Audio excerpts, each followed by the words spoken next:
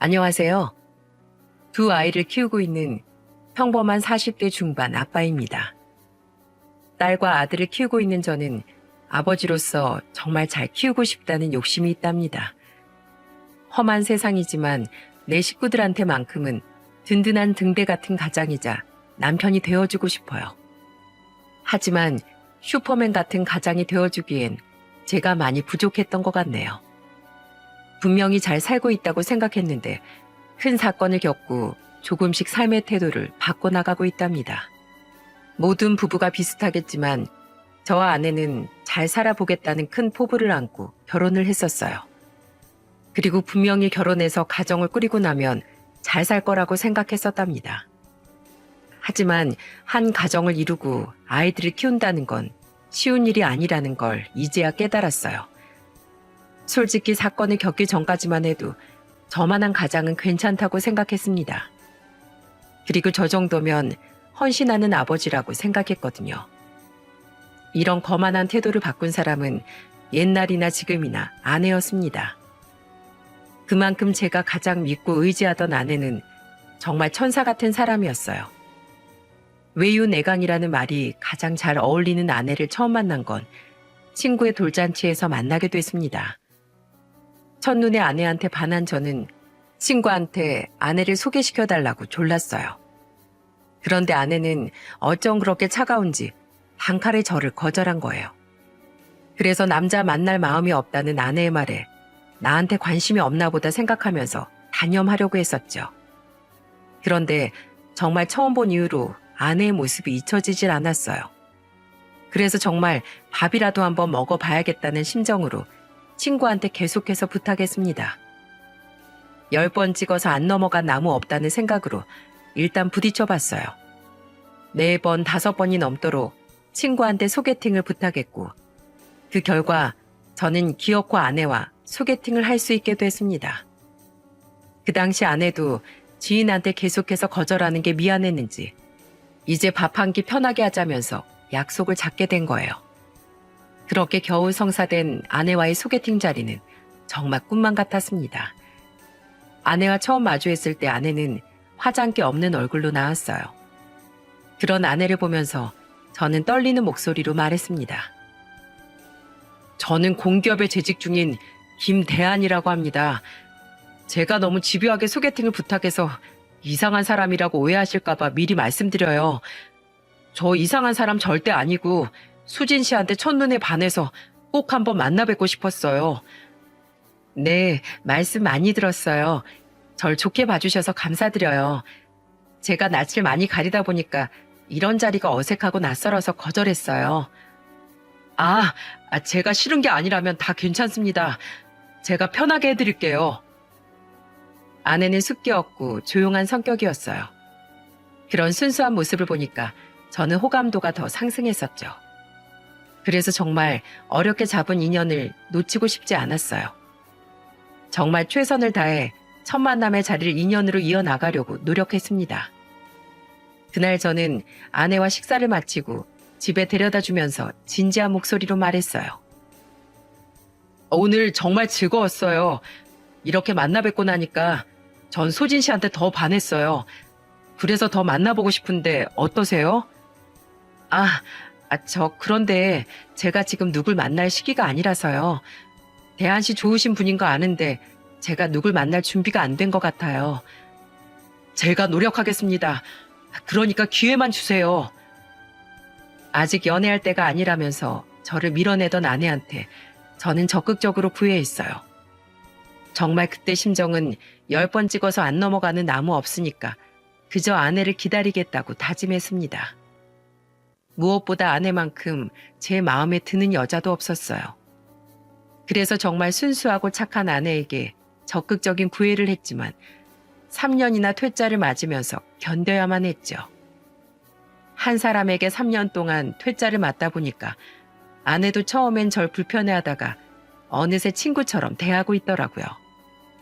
아내한테는 여동생이 한 명 있었는데 둘이서 같은 집에서 살고 있었답니다. 그래서 집 앞까지 찾아와 아내한테 꽃다발을 주는 저를 보면서 처제가 절 보며 장난스러운 목소리로 말한 적도 있었어요. 어머, 오늘은 꽃다발 들고 오셨어요? 이 정도 정성이면 언니도 못 이기는 척 좀 받아줘. 너무하다 진짜. 넌 신경 쓰지 말고 먼저 들어가. 언니가 알아서 할게. 잘 생각해 언니. 몇 년째 한결같이 퇴짜 맞으면서도 언니만 찾아오는 남자 드물어. 예비 형부가 될지도 모르는데 난 예비 형부 응원해야지. 파이팅! 힘내세요. 처제는 아내와 다르게 밝고 활달한 성격이었습니다. 그래서 집 앞까지 찾아오는 저를 보면서 장난을 치기도 했어요. 3년이 넘어가는 시간 동안 한결같이 아내한테 사랑 고백을 하는 저를 어느 순간부터 처제가 응원한다면서 말하기도 했었습니다. 이렇게 직접 처제까지 나서서 응원해 주는데도 아내가 망설였던 이유는 하나였어요. 그날 아내는 저한테 잔뜩 힘 빠진 목소리로 말했습니다. 제 동생 보셨죠? 저 힘들게 번 돈으로 전부 동생 등록금 내고 있어요. 저 8살 때 부모님 이혼하시고 저랑 동생 둘만 의지하면서 살았어요. 그래서 저 책임지고 여동생 대학교까지 졸업시키고 사회에 자리 잡는 것까지 봐야 돼요. 그러니까 제발 그만하세요. 거절하는 제 마음도 힘들어요. 아내는 미안한 목소리로 저한테 속사정을 털어놨어요. 몇 년째 이어진 고백에 아내는 거절하는 것도 지친다면서 말하는 겁니다. 그때 너무 제 감정만 일방적으로 전했나 싶은 생각에 미안하더라고요. 그래도 저는 삶에 지친 아내한테 힘이 되어주고 싶었습니다. 그래서 미안한 표정으로 절 보고 있는 아내한테 제가 단호하게 말했어요. 그럼 더 저를 만나보세요.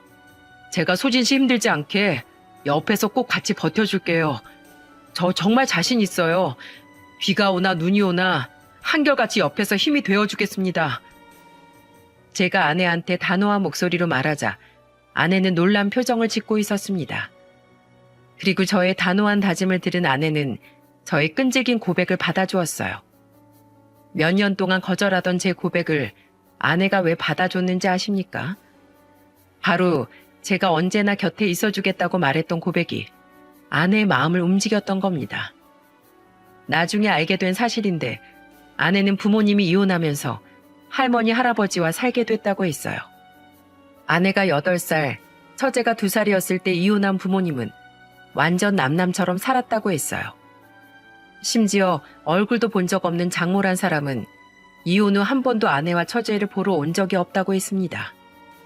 그것도 모자라 이혼한 지 몇 년도 안 돼서 다른 남자와 새 살림까지 차려버렸다고 했어요. 그렇다고 아내와 처제를 맡아서 키우던 장인이 성실한 사람도 아니었던 거예요.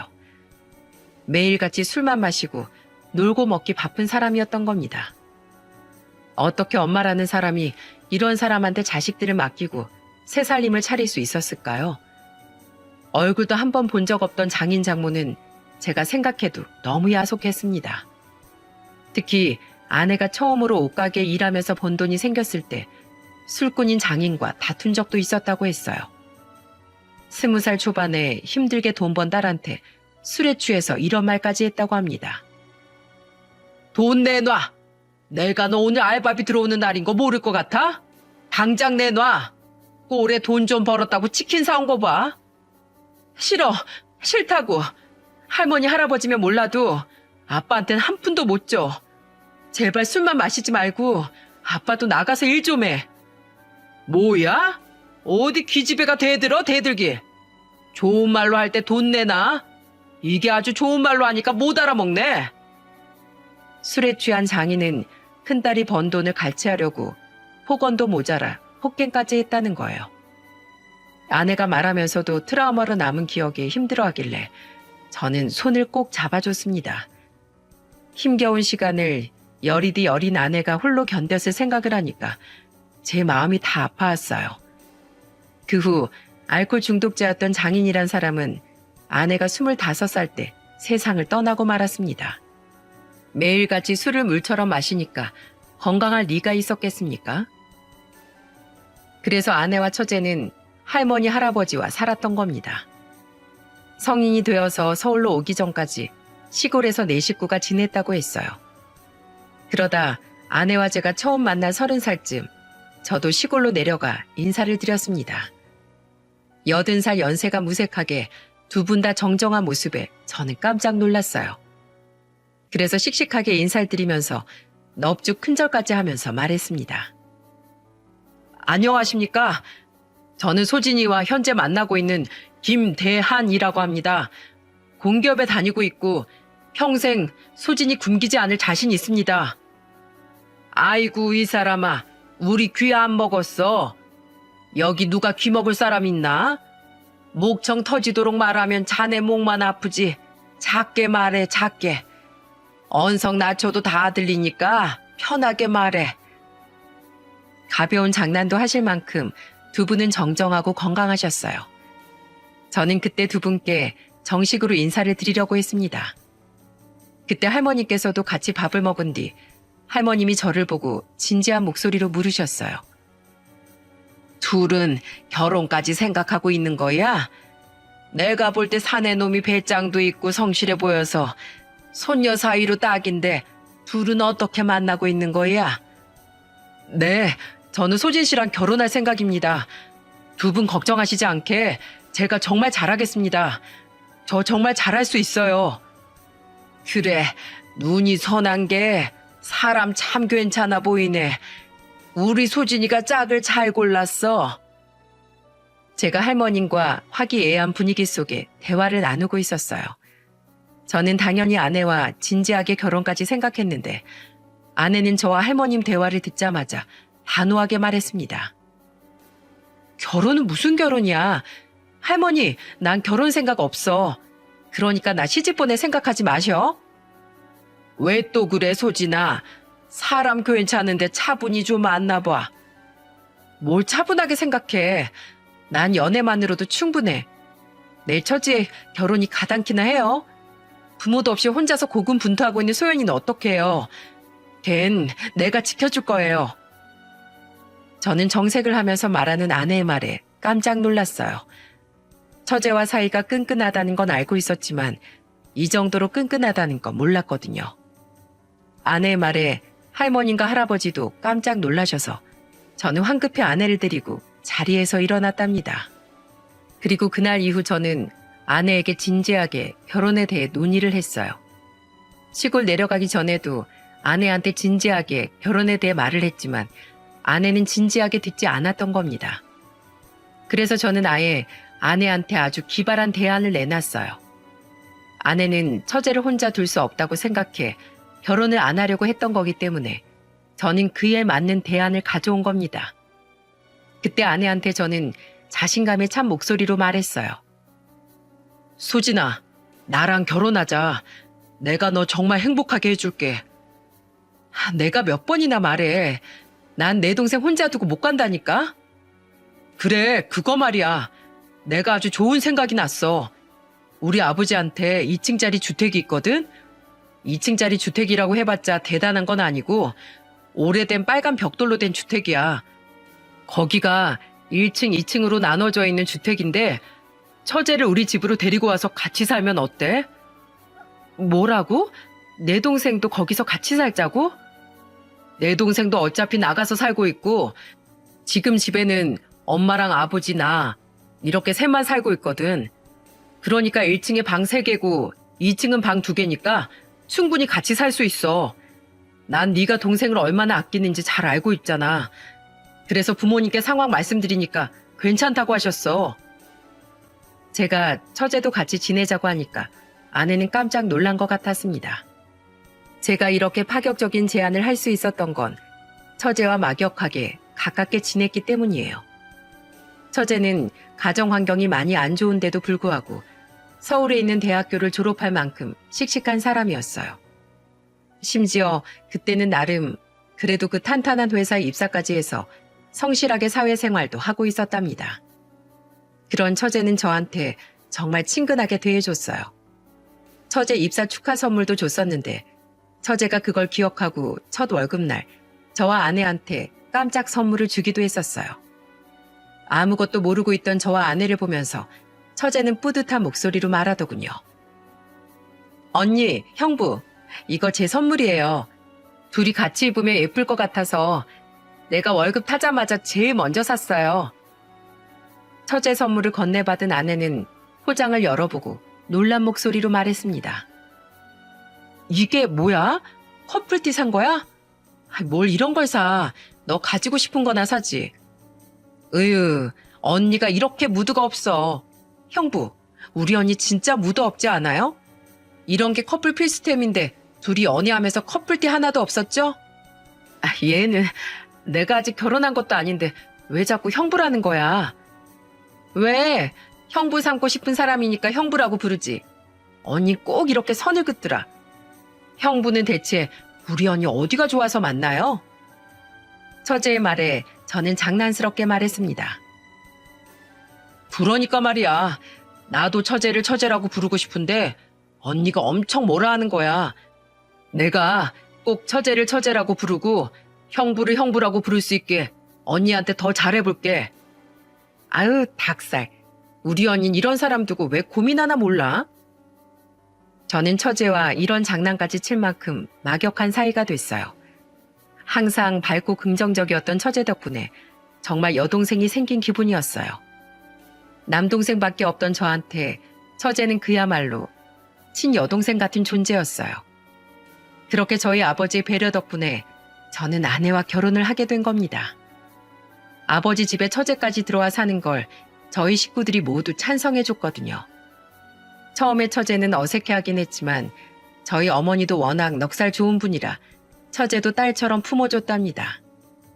결혼하고 이사 왔을 땐 좀 어색했지만 처제의 밝은 성격 덕분에 부모님도 처제를 받아들이기 쉬웠어요.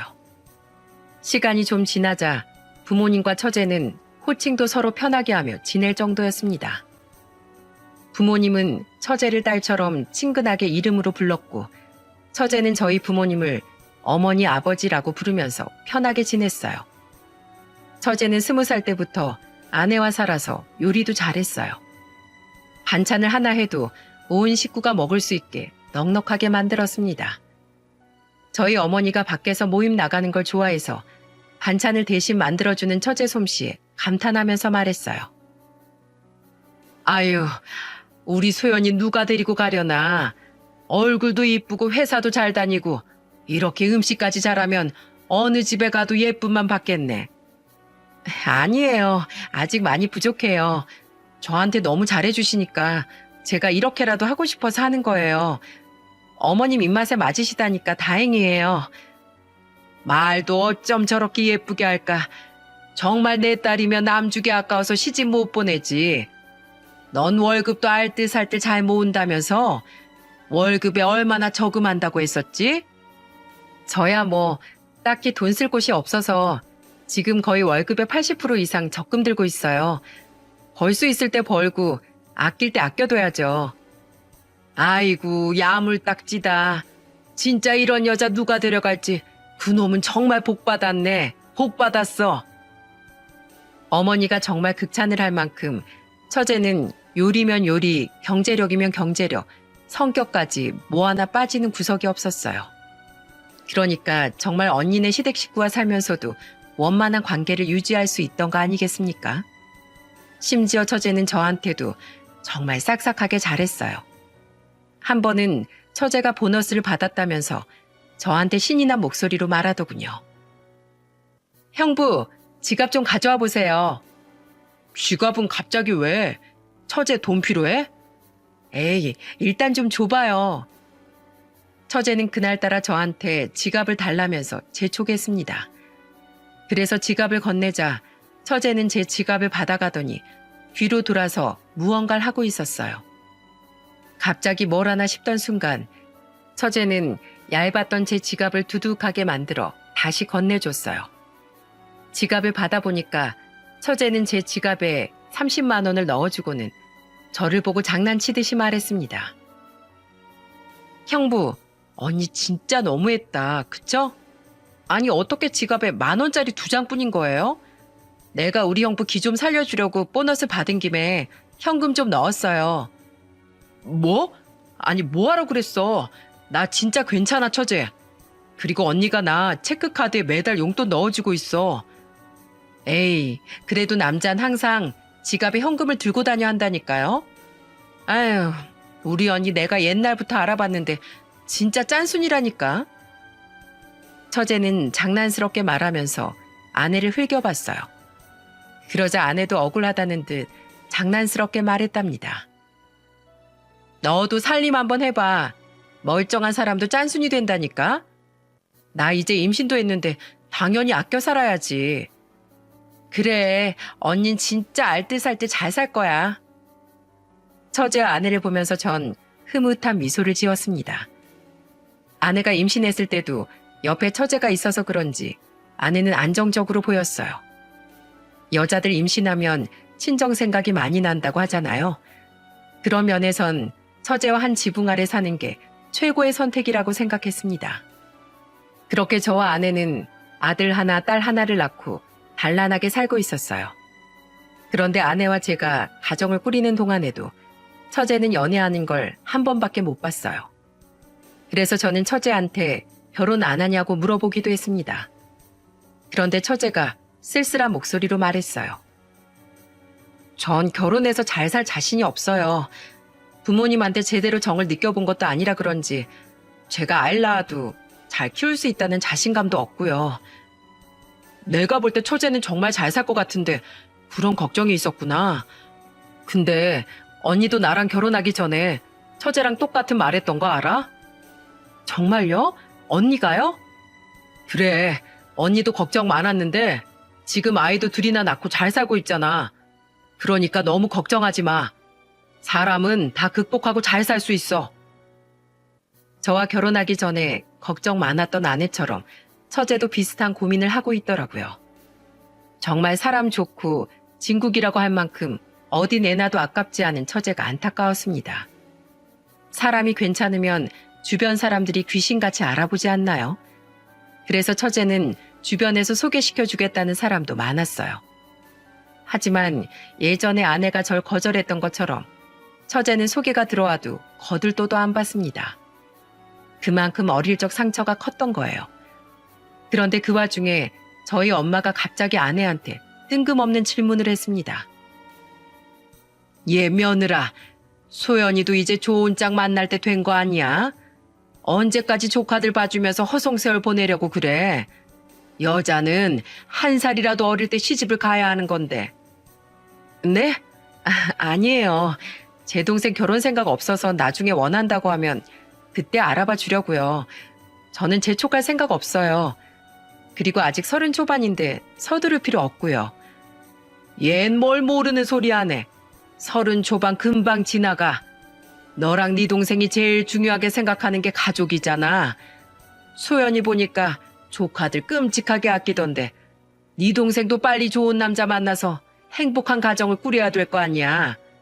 언제까지 이렇게 언니 부부 옆에서 살려고 그래. 내가 소연이 짝으로 정말 괜찮은 사람을 알게 됐거든.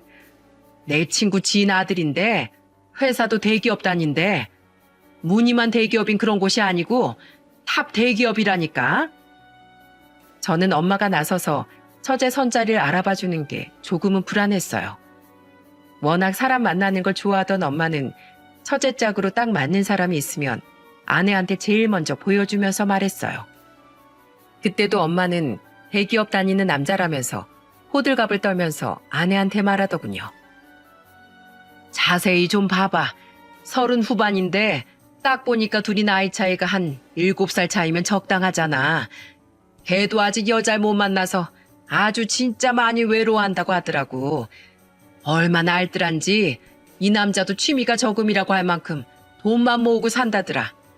남자는 이런 남자 만나야 되는 거 네가 잘 알잖아. 네, 어머니. 제가 한번 잘 말해볼게요. 이런 남자 흔치 않으니까 만나서 밥이나 먹어보라고 해. 아내는 엄마의 제안에 처제랑 상의해 보겠다고 했어요. 그리고 한참을 고민하더니 그날 저녁 처제한테 넌지시 물어보더군요. 소연아, 너 지금 만나는 사람 없지? 내가 무슨 남자야. 집이랑 회사만 왔다 갔다 하는데. 그래? 다른 게 아니고 시어머니가 괜찮은 남자 너 소개시켜주고 싶다고 하셔서 들어보니까 내가 들어도 괜찮은 사람 같아서 한번 만나보는 게 어떤가 해서. 정말? 언니가 괜찮아 보인다고 하니까 솔깃한데? 어떤 사람이야? 대기업 직원인데 알뜰하고 사치 안 부리는 사람 같아. 남자가 괜히 돈 좀 번다고 허세 부리면 피곤하잖아. 난 괜찮은 것 같은데 넌 어때? 너만큼 저금하는 남자라서 괜찮은 것 같아 보여. 씀씀이 맞는 사람 찾기도 어려운 거 알지? 그건 그렇지. 언니가 괜찮다고 하니까 한번 나가볼까? 일단 편하게 한번 만나보고 아니다 싶으면 그냥 밥만 먹고 와. 너도 이제 나이가 있는데 한번 만나보는 것도 나쁘지 않을 것 같아. 네가 잘 생각하고 결정해봐. 아내는 처제한테 가볍게 추천을 해주고 잘 한번 생각해보라고 했어요. 그리고 다음날 처제는 한번 만나보겠다면서 저희 엄마와 대화를 하고 있었어요. 그때 처제가 소개팅을 나가겠다고 하자 엄마는 너무 기뻐하면서 말했습니다. 그래, 잘 생각했어. 진짜 괜찮은 사람이라 남이 데려갈까봐 내가 얼마나 노심초사했는데 네가 정말 내 딸 같아서 이러는 거라니까. 생각해 주셔서 감사해요. 편하게 나가서 한번 만나볼게요. 그렇게 처제는 오랜 연애 공백을 깨고 소개팅을 나가게 됐어요. 아내와 저는 괜히 긴장한 채 처제를 기다렸죠. 그날 저녁 소개팅을 마치고 돌아온 처제는 밝은 미소로 아내를 보면서 말했습니다. 언니, 그 남자 진짜 괜찮은 것 같아. 성격도 매너 있고 나랑 대화도 잘 통하는 거 있지? 정말이야? 아, 다행이다. 내 동생 마음에 든다니까 나도 안심이다. 처제가 밝은 표정으로 말하니까 저도 안심이 되더라고요. 사실 저희 엄마는 제가 결혼하기 전만 해도 집안에서 천덕꾸러기 같은 존재였답니다. 주부 도박단 들어보신 적 있으신가요? 저희 엄마가 바로 그런 집단에 속해 있다가 집안을 쫄딱 말아먹었던 적도 있어요. 집안의 사고 뭉치였던 엄마는 제가 결혼을 하면서 정신을 차린 듯 보였습니다. 마지막으로 사고 쳤을 때 아버지가 엄마한테 호통을 치면서 말했던 게 효과가 있었어요. 그 당시 엄마는 또 하투를 치다가 딱 걸린 엄마한테 협박을 하듯 소리쳤습니다. 당신 진짜 한 번만 더 걸리기만 해. 그땐 진짜 끝장이야. 알겠어? 난 당신 사고 치는 거 평생 끌어안고 갈 생각 없으니까 이혼하고 싶으면 하투 치러 다녀봐. 내가 어떻게 나오나 어디 한번 끝까지 가봐. 아버지의 협박에 가까운 말에 엄마는 마지막 하투판 이후로는 전혀 그런 기미를 보이지 않았어요. 그래서 아버지와 저는 엄마가 그래도 이혼은 무서워했구나 싶었습니다. 비록 아버지는 엄마의 도박 빚을 대신 갚는 신세였지만 그래도 끝까지 가정을 지키기 위해서 묵묵히 갚아가고 있었어요. 그래서 엄마가 처제 선자를 주선할 때도 정말 처제를 딸처럼 아끼는 모습에 감사했습니다. 처제도 그렇고 모든 게 제자리를 찾아간다고 믿었어요. 그런데 결혼 8년 차 저와 아내한테 청천벽력 같은 일이 벌어졌습니다. 정말 착하게 법 없이도 살 만큼 정직하게 살았는데 왜 저한테 이런 일이 생겼는지 믿을 수가 없었어요. 그때 아내는 건강검진을 받다가 유방암 판정을 받게 된 거예요. 처음엔 유방암이라는 말에 잔뜩 겁먹은 아내를 위로하면서 저는 무서운 마음을 애써 감추려 했습니다. 여보, 걱정 마. 요즘 유방암은 쉽게 고칠 수 있대. 기술이 좋아졌다니까 우리 병원 치료 받아보자. 여보, 나 괜찮겠지? 우리 애들도 아직 어린데 나 이렇게 갈 수 없어. 그런 소리 하지 마. 내가 끝까지 당신 곁에서 견뎌줄게. 아내의 유방암 판정은 저뿐 아니라 처제한테도 큰 충격이었어요. 처제는 아내가 유방암이라는 소식에 허겁지겁 달려와서 아내한테 안기면서 오열을 하면서 말했습니다. 언니, 괜찮은 거야? 정말 괜찮은 거 맞아? 괜찮아. 치료받으면 충분히 살 수 있어. 놔두고 혼자 가면 안 되는 거 알지? 언니 죽으면 나도 따라갈 거야. 그러니까 꼭 건강해져야 된다. 알았지? 걱정 마. 언니 건강해질 테니까 너도 그런 험한 생각 하지 마. 언니 강한 거 너도 알잖아. 언니, 나 너무 무서워. 처제는 아내의 유방암 소식에 겁을 잔뜩 먹은 채 오열했습니다. 세상에 믿을 건 단 둘뿐인데 얼마나 무서웠겠습니까? 한창 연애한다고 밝은 표정이던 처제는 아내 소식에 한동안 안색이 어두웠어요. 결국 아내는 가족들의 걱정 속에 치료에 전념하기 시작했어요. 그때 처제는 한창 연애를 하면서 좋은 시간을 보낼 때였는데도 불구하고 늘 아내 안색을 살피면서 저한테 걱정스러운 목소리로 물었습니다. 형부, 우리 언니 괜찮은 거예요? 좀 어때요? 우선 다음 주에 수술 날짜 잡았고 수술 후에 항암 치료 받으면서 경과를 지켜봐야지. 너무 걱정하지 마, 처제. 나도 그렇고 우리 부모님도 그렇고 신경 많이 쓰고 있어. 형부 정말 고마워요. 언니 옆에 형부가 있어서 너무 든든해요. 처제는 저한테 늘 아내의 상태를 물으며 살피고 있었어요. 그렇게 아내는 가족들의 걱정 속에 수술 후 항암 치료를 받으면서 지냈습니다. 그 시기 아내는 운영하던 옷가게도 폐업하고 건강 관리에만 전념했어요.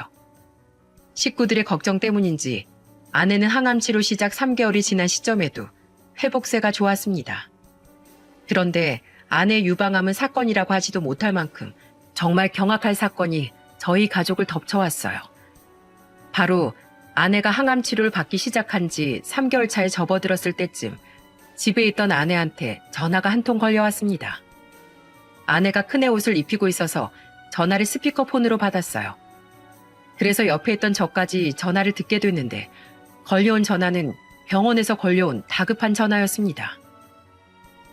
혹시 민소영 씨 보호자 되십니까? 네, 제가 언니인데요. 무슨 일이세요? 지금 동생분이 극단적인 생각을 하셨던 것 같아요.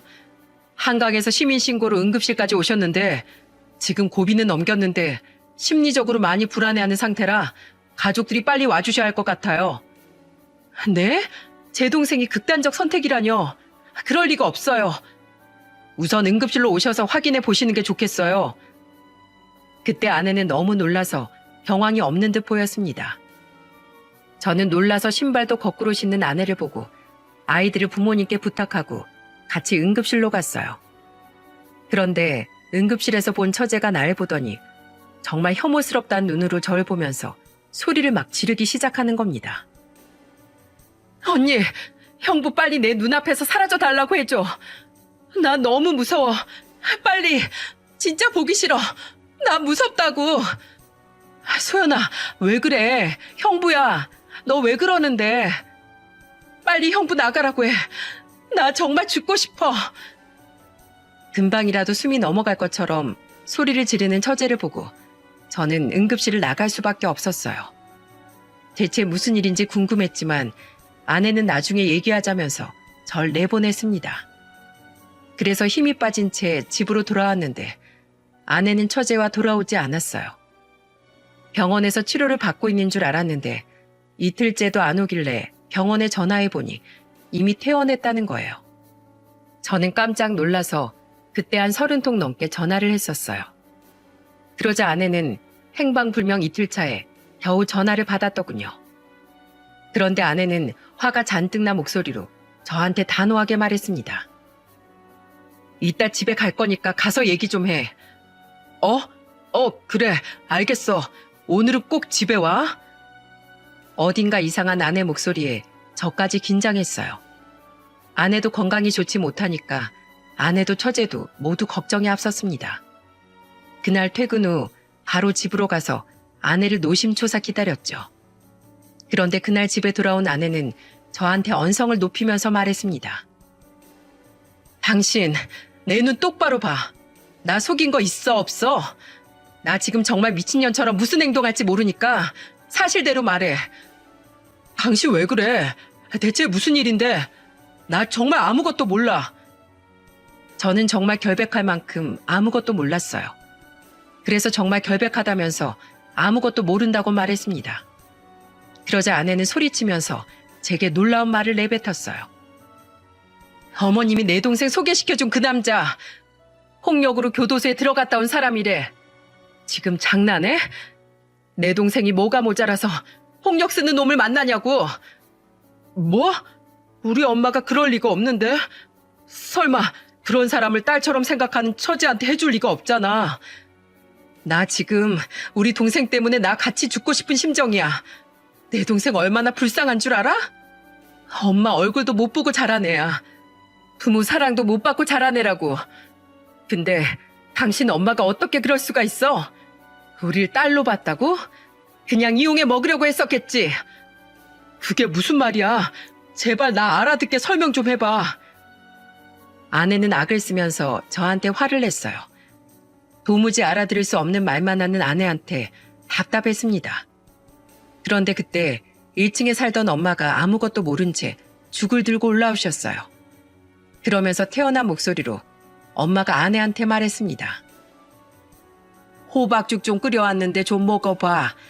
너 요즘 항암 치료 때문에 입맛 없다고 해서 내가 일부러 만들어 왔어. 이딴 거 필요 없어, 이 늙은 노인네야. 감히 내 동생한테 그런 짓을 하고 이런 말이 나와?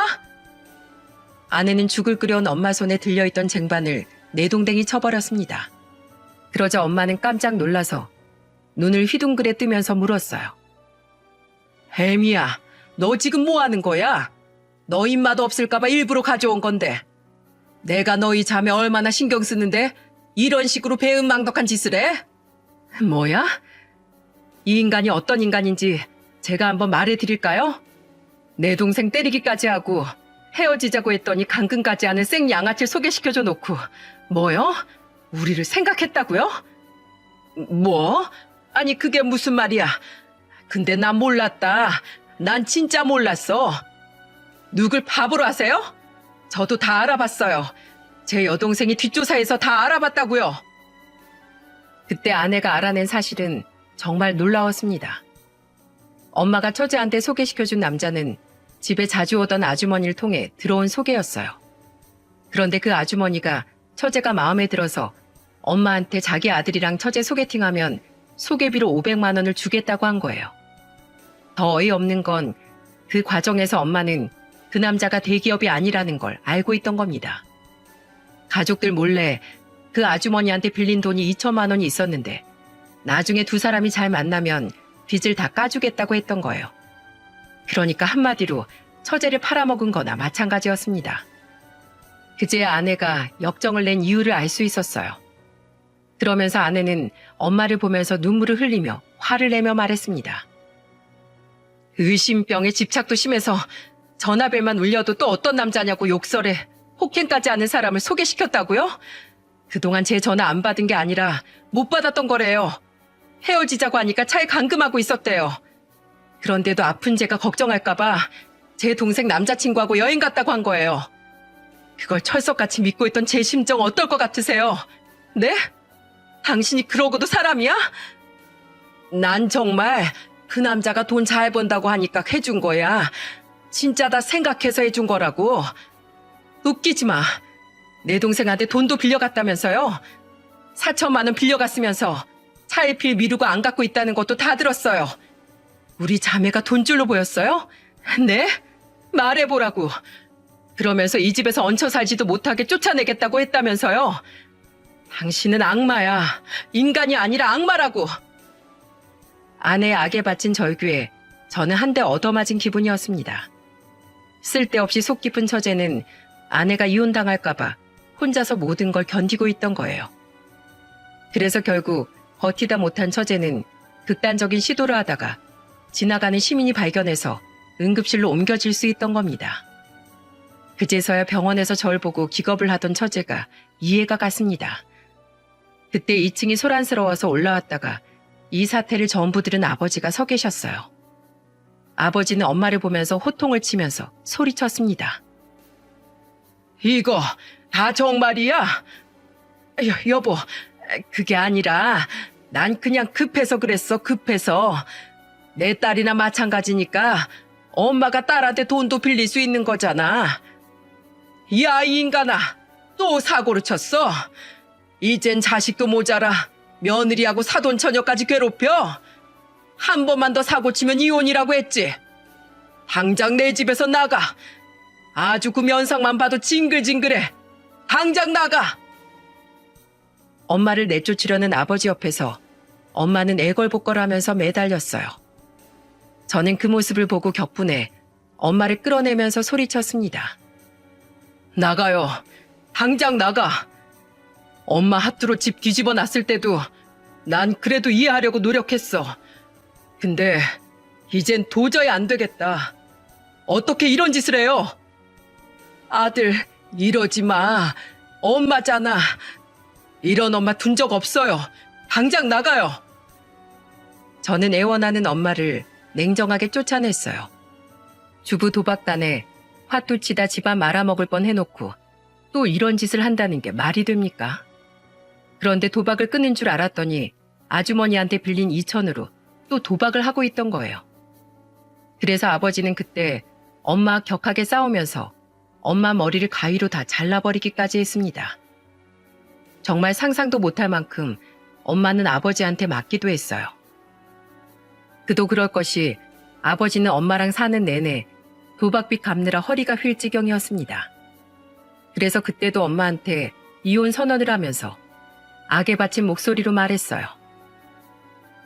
네 도박빚 갚느라 나 허리 디스크까지 왔어. 그래도 다시는 안 그러겠지 믿었던 날 또 이렇게 배신해? 그것도 며느리하고 사돈 처녀까지 끌어들여? 내가 쪽팔려서 못 살아. 그러니까 당장 나가. 난 변호사 선임해서 정정당당하게 판결받을 거야. 위자료? 꿈도 꾸지 마. 평생 내가 갚은 도박빚이 얼마인지 알아? 나가. 당장 내 집에서 나가. 결국 아버지는 무릎까지 꿇고 비는 엄마를 냉정하게 쫓아내버렸습니다. 그리고 아내 앞으로 걸어가 무릎을 꿇고 말하셨어요. 미안하다. 내가 미안해. 내가 다 책임지 마. 내가 다 책임질게. 그런 아버지를 보면서 아내는 주저앉아서 울었습니다. 그런 아내를 아버지는 안아주면서 다독였어요. 그제야 저는 정신이 번쩍 들어서 아내를 진정시켰습니다. 그리고 저는 아내한테 현실적으로 하나씩 해결해 나가자고 했습니다. 여보, 우선 우리 현실적으로 생각을 하자. 당신이 주저앉으면 처제만 힘들어져. 내가 책임지고 해결할게. 그렇게 아내와 모든 오해를 풀고 어렵게 처제를 만나러 갈 수 있었어요. 그곳에서 저는 처제한테 그동안 있던 일을 전부 들을 수 있었죠. 그래서 처제는 우선 경찰 신고부터 하자고 했고 그동안 두 사람이 했던 통화 녹음 파일을 전부 전달받아서 신고를 했어요. 처제는 그동안 폭행과 폭언한 증거를 모두 모으고 있었던 겁니다. 그래서 모든 기록이 남아있었기에 데이트 폭력으로 그 남자를 신고할 수 있었어요. 요즘 사회적으로 데이트 폭력이 엄청난 문제이지 않습니까? 그런데 알고 보니까 그 남자는 이게 처음이 아니었어요. 정말 엄마라는 사람이 원수라고 할 만큼 화가 났어요.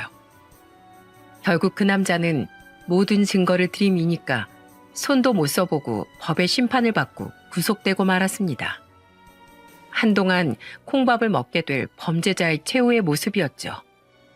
정말 처제한테 미안했어요.